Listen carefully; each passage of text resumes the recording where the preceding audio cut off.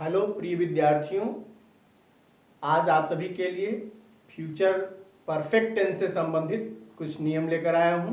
आप इसे समझें, ध्यान से देखें। सबसे पहले आप देखें फ्यूचर परफेक्ट टेंस होता क्या है। तो फ्यूचर परफेक्ट टेंस यानी पूर्ण भविष्यकाल। पूर्ण भविष्यकाल यानी ऐसी क्रियाएं जो फ्यूचर टेंस में पूर्ण हो, उन्हें हम फ्यूचर परफेक्ट टेंस कहते हैं। इसकी हिंदी पहचान है हिंदी क्रियाओं के साथ चुका होगा, चुकी होगी, चुके होंगे इत्यादि जिनसे कार्य का पूर्ण होना पाया जाए, वहां फ्यूचर परफेक्ट टेंस होता है। प्रिय विद्यार्थियों, ये जरूर ध्यान दें कि जब फ्यूचर टेंस में क्रियाएं, फ्यूचर टेंस का मेन सिंबल तो आप जानते हैं गा गे गी होता है, और इसमें क्रियाएं जो हैं जब पूर्ण हो तो वहां परफेक्ट टेंस यानी फ्यूचर परफेक्ट टेंस का प्रयोग करना चाहिए। आइए अब देखते हैं कि फ्यूचर परफेक्ट टेंस के हिंदी के वाक्यों को अंग्रेजी में बनाते समय हमें किन नियमों का ध्यान रखना चाहिए। तो सबसे पहले आप देखेंगे रूल है अफर्मेटिव सेंटेंस का। अफर्मेटिव सेंटेंस यानी सकारात्मक वाक्य। ये सकारात्मक वाक्य, सकारात्मक वाक्यों में किसी भी बात को स्वीकार किया गया होता है।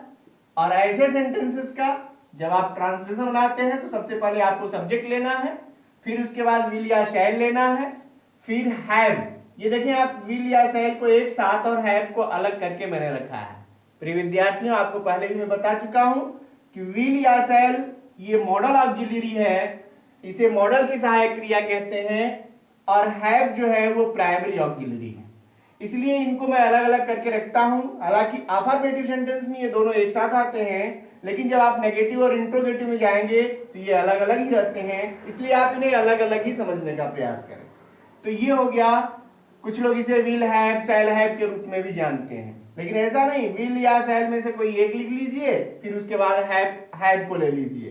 तो इस प्रकार ये दोनों मिल करके सहायक क्रिया बनती हैं। यानी फ्यूचर परफेक्ट टेंस में कौन सी सहायक क्रिया लगती है, तो आप आंसर देंगे विल या शैल के साथ हैव लगता है। फिर यहाँ वर्ब का थर्ड फॉर्म यानी वर्ब के थर्ड फॉर्म का प्रयोग करना चाहिए, फिर ऑब्जेक्ट, फिर अदर्स लिखना चाहिए। प्रिय विद्यार्थियों, ये सिंपल सेंटेंस का रूल हुआ। जैसा कि आपने इसके पहले जब पास्ट परफेक्ट टेंस पढ़ा था तो उसमें भी मैंने एक सिंपल सेंटेंस का और दो कॉम्प्लेक्स सेंटेंस का रूल दिया है। वैसे ही सेम सिचुएशन यहां भी घटित होती है कि जब आप फ्यूचर परफेक्ट टेंस का वाक्य बनाते हैं तो इसमें एक सिंपल सेंटेंस का वाक्य बनेगा और दूसरा जो होगा वो कॉम्प्लेक्स सेंटेंस का वाक्य बनेगा। कॉम्प्लेक्स सेंटेंस में इसमें दो क्लाजेस बनेंगी, एक प्रिंसिपल क्लाज और एक सबऑर्डिनेट क्लाज हो जाता है। बीच में एक कंजक्शन के रूप में बिफोर का प्रयोग किया जाता है, इसलिए इसको हमने बिफोर वाले वाक्य के रूप में यहां लिखा है कि आप समझें कि ये कॉम्प्लेक्स सेंटेंस का वाक्य जब बनेगा तो इसमें एक कंजक्शन होगा जो होगा बिफोर। देखिए यहां पर जब भी ये कंजक्शन प्रयोग होते हैं कॉम्प्लेक्स सेंटेंस में, जब वाक्य बनता है तो इसमें हमेशा दो क्लासेस बनती हैं, दो क्लासेस मिलकर एक सेंटेंस बनाती हैं। तो जो दो क्लास बनती है उसे आप दो सेंटेंस के रूप में देख सकते हैं, हालांकि वो कहे क्लास ही जाएंगे, लेकिन आप उन्हें दो सेंटेंसेस के रूप में देख सकते हैं। तो फ्यूचर परफेक्ट टेंस में आप देखेंगे कि जब दो सेंटेंसेस वाले या दो क्लासेस वाला वाक्य होगा तो कॉम्प्लेक्स सेंटेंस बिफोर वाला वाक्य होगा, उसमें जो होगा वो पहले बनेगा फ्यूचर परफेक्ट टेंस, फिर बनेगा प्रेजेंट इंडेफिनिट टेंस। एक रूल पूरा देख ले तो कॉन्सेप्ट आपका क्लियर होगा कि पहले सब्जेक्ट लिखिए, फिर विल या शैल लिखिए, फिर हैव, फिर वर्ब थर्ड, फिर ऑब्जेक्ट, फिर अदर्स लिखिए, फिर बिफोर का प्रयोग करिए, फिर बिफोर के साथ नेक्स्ट क्लास आएगा सब्जेक्ट, फिर वर्ब फर्स्ट या वर्ब फर्स्ट में एस या एस। प्रिय विद्यार्थी यहाँ आप ध्यान दें, इसे आप देखकर समझ जाएंगे कि ये प्रेजेंट इंडेफिनिट टेंस का रूल यहाँ कुछ न कुछ इंडिकेट कर रहा है, अर्थात ये प्रेजेंट इंडेफिनिट टेंस का रूल है कि सब्जेक्ट जब सिंगुलर नंबर का होगा तो वर्ब फर्स्ट में एस या एस लगाइएगा, सब्जेक्ट जब प्लूरल नंबर का होगा तो वर्ब फर्स्ट लगाइएगा, फिर उसके बाद ऑब्जेक्ट और अदर्स लिखिएगा। इस तरह आप देखेंगे तो ये है कि पहले यहां पर आप देख रहे होंगे कि ये पूरा फ्यूचर परफेक्ट टेंस के सिंपल सेंटेंस का रूल है, और दूसरा जो है वो प्रेजेंट इंडेफिनिट टेंस का रूल है। बीच में ये बिफोर कंजक्शन है। इसी तरह से कुछ एग्जांपल्स देख करके आप हो सकता है आपका कॉन्सेप्ट और क्लियर हो। तो सबसे पहले आप ये सिंपल सेंटेंस का एक एग्जांपल देखें यहाँ पर कि वह 2 बजे तक अपना पाठ याद कर चुकेगा। वह यानी सब्जेक्ट आएगा ही, फिर होगा ही के साथ विल, आपको पता है विल या शैल का प्रयोग कहाँ होता है, तो ही के साथ विल, फिर आप लिखेंगे हैव, ही विल हैव। याद करना होता है लर्न, लर्न का थर्ड फॉर्म होगा लर्नड। अपना पाठ, अपना की अंग्रेजी, ही के साथ अपने की अंग्रेजी हिज, लेसन।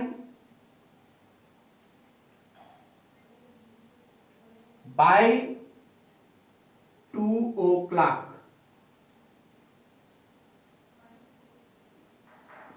ये हुआ आपका सिंपल सेंटेंस। नेक्स्ट आप देखिए ये कॉम्प्लेक्स सेंटेंस का एग्जांपल, आप इसे इंडिकेट कर सकते हैं कि ये कॉम्प्लेक्स सेंटेंस के रूल में चलेगा। तो इसमें क्या होगा कि पहले आप कंजक्शन को ढूंढ लीजिए और कंजक्शन के बाद जो वाक्य आता है उसको पहले बनाइए, ये क्लास जो है उसको पहले बनाइए और ये जो क्लास है वो बाद में बनेगा। तो इस प्रकार से इसको किसमें बनाएंगे, तो रूल आपके सामने है कि पहले आप सब्जेक्ट लीजिए, सब्जेक्ट है आई के साथ सेल लगता है तो आप लेंगे आई सेल हैव, फिर आपको वर्ब थर्ड लेना है तो पहुंचना, आई सेल हैव अराइव्ड या रिच्ड, कहां स्टेशन, एट द स्टेशन। अब आया कंजक्शन बिफोर, फिर उसके आने से पहले तो बिफोर ही। अब यहां आप देखें कि सब्जेक्ट ले लिया आपने ही, उसके का हो गया ही और आने का वर्ब फर्स्ट में एस या एस, क्योंकि ये सब्जेक्ट सिंगुलर नंबर में है इसलिए वर्ब फर्स्ट जो आएगा आना यानी कम, कम में आप एस या एस लगाएंगे हो जाएगा कम्स, बिफोर ही कम्स। आपने देखा इस तरह से कि इसमें 2 तरह के क्लॉजेस बन गए, एक हो गया ये फ्यूचर परफेक्ट टेंस का और ये हो गया प्रेजेंट इंडेफिनिट टेंस का और ये बीच में हो गया बिफोर कंजक्शन। इस तरह से एक सिंपल और एक कॉम्प्लेक्स का इसमें जो है 2 तरह के नियम बनेंगे। आप चाहे तो इसकी स्क्रीनशॉट ले सकते हैं। आइए अब आपको नेगेटिव सेंटेंस की ओर ले चलते हैं, नेगेटिव सेंटेंस का रूल देखते हैं।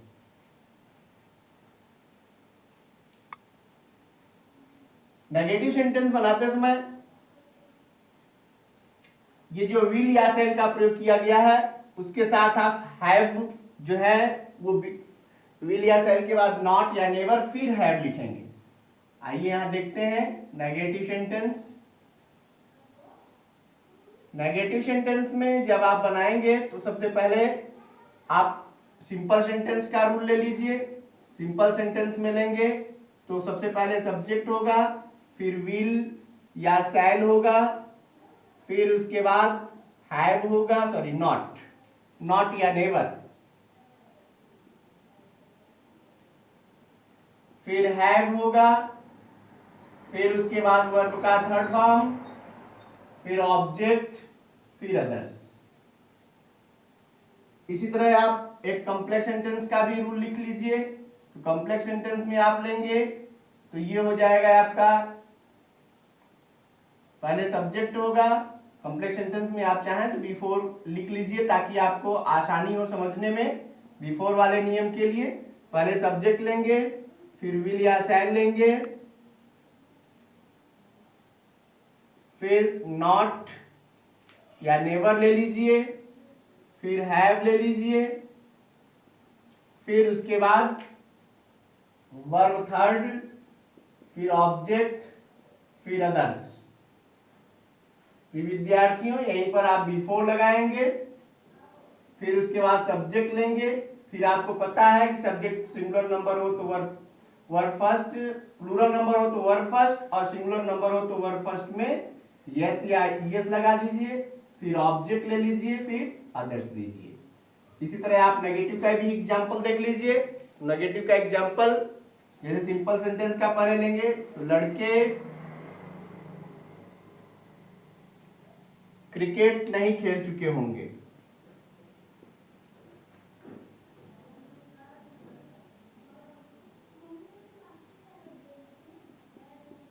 इसलिए आप बनाएंगे सिंपल सेंटेंस के हिसाब से तो होगा बॉयज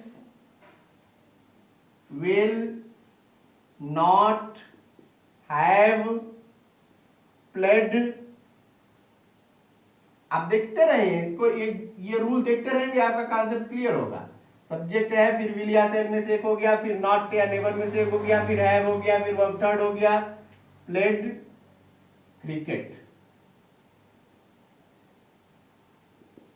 इसी तरह आप कॉम्प्लेक्स सेंटेंस का भी एक एग्जांपल ले लीजिए। नौकर के जाने से पहले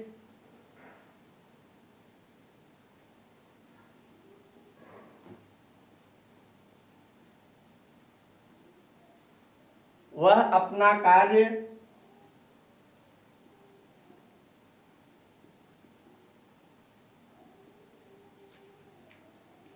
पूर्ण नहीं कर चुकेगा।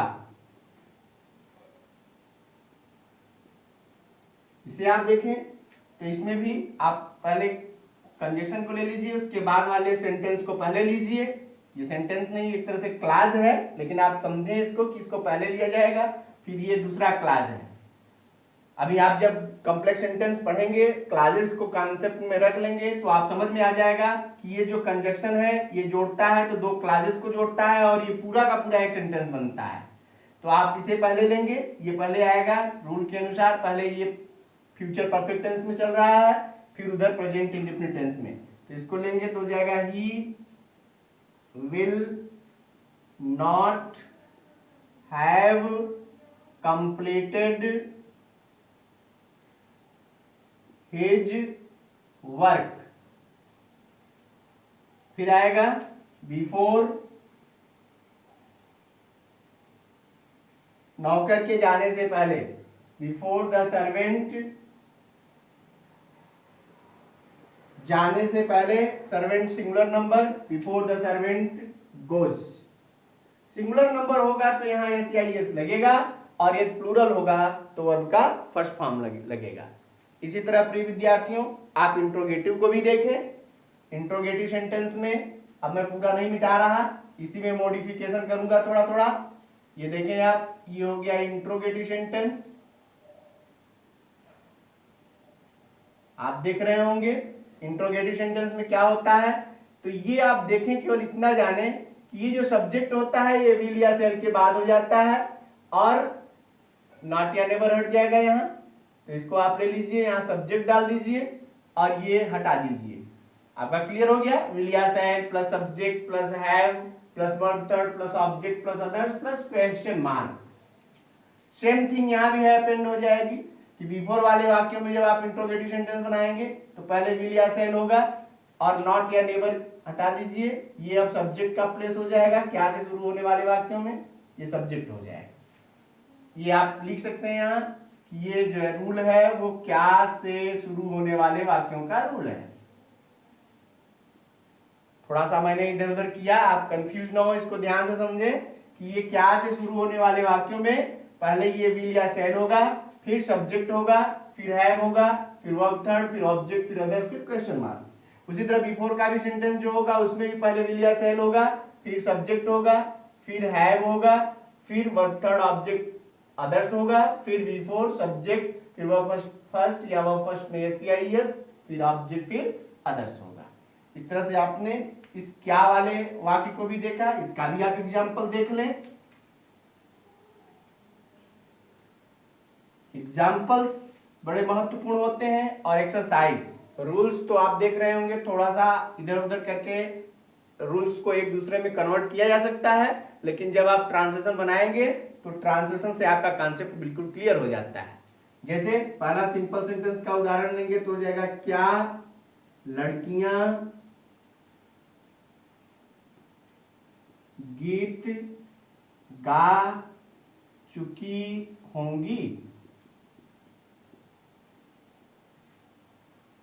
तो ये सीधा सीधा है, इसको इसमें ले लीजिए तो हो जाएगा विल, सिंपल सेंटेंस में will the girls have sung, third form, sing का थर्ड फॉर्म संग, दी सॉन्ग। इसी तरह आप बिफोर वाला भी ले लीजिए क्या मोहन के आने से पहले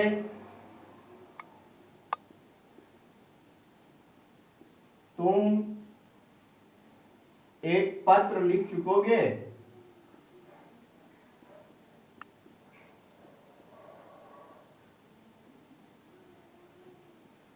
ये हो गया आपका।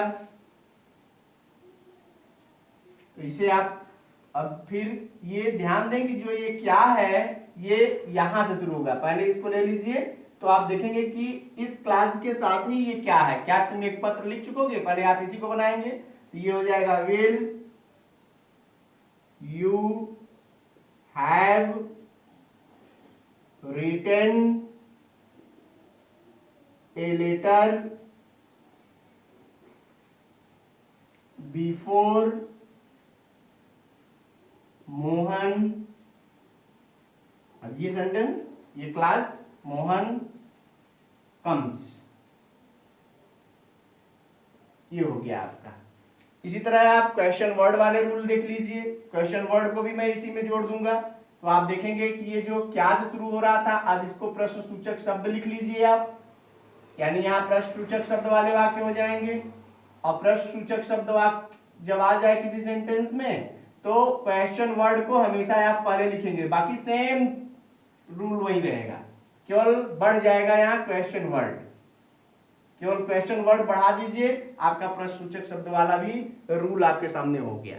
यानी इंट्रोगेटिव सेंटेंस जो क्या वाले वाक्य थे सेम वही चीजें हैं, केवल इसमें क्वेश्चन वर्ड बढ़ गया, बाकी सारे रूल्स वही हैं। हाँ, ट्रांसलेशन बनाते समय आप इन रूल्स को जरूर ध्यान में रखा करें। आइए क्वेश्चन वर्ड वाले भी कुछ एग्जांपल्स देख लेते हैं।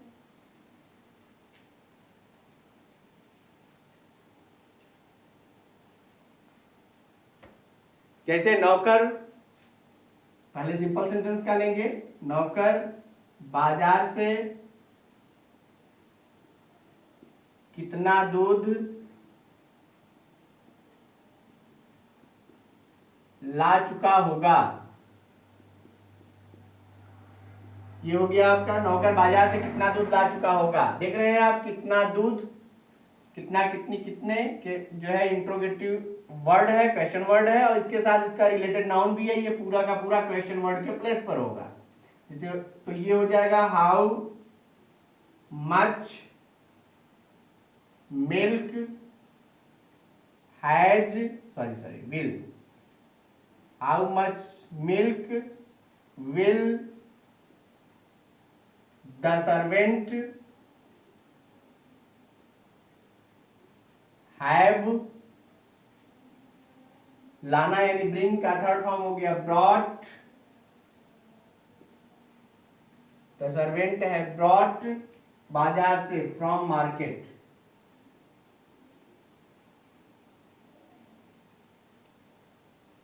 Question mark. इसी तरह आप बिफोर वाला एक एग्जांपल लीजिए। मेरे आने से पहले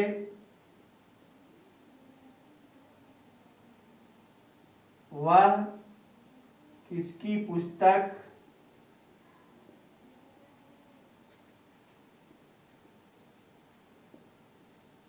पढ़ चुकी होगी?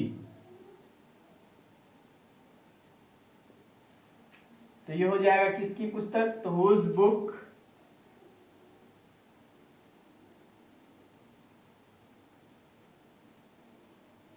Will she have read. Read का थर्ड फॉर्म रीड ही होता है, रीड पढ़ते इसको रेड है, read, read, read. Spelling same होती है, प्रोनाउंसिएशन चेंज हो जाता है, रीड, रेड, रेड। तो whose book will she have read. अब आ जाएगा बिफोर